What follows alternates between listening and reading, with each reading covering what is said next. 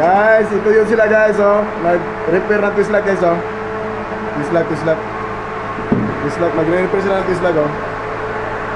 Yan.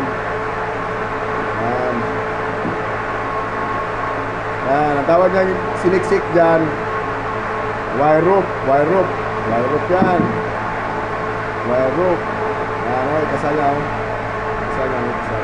Yan. Yan, may plastic yan sa ilalim. Okay guys, ha.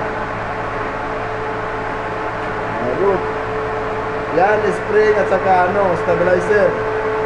Spring at saka stabilizer. Yan, pressure element. Stabilizer, spring, pressure element. Pasok yan sa loob guys, oh. Pasok guys, oh. Yan. Ayan, may pasok na, no? Itulak sa loob. Tulak. Yan na. Forma na siya guys, oh. Forma na, oh. Tapos, screw.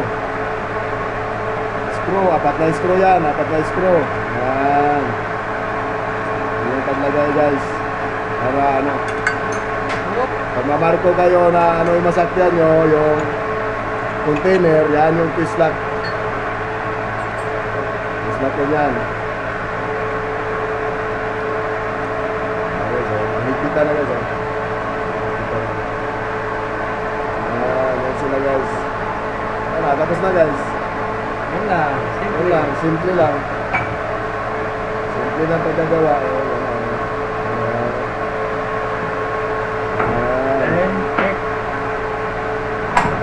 Cheap. Good job.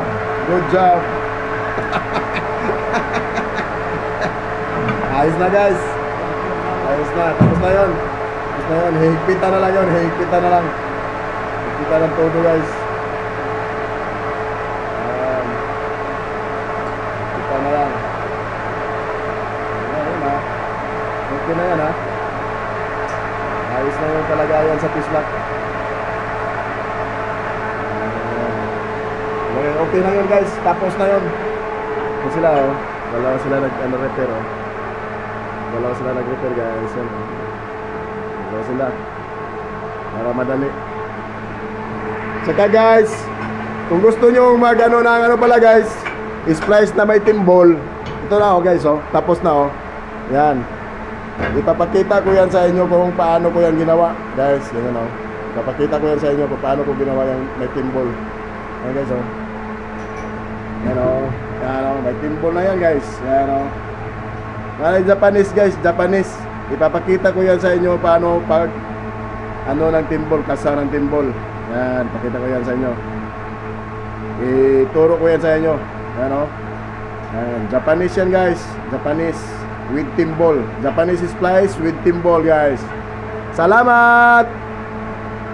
Leon Buhay Mandaragat guys. Huwag kalimutan guys, ha.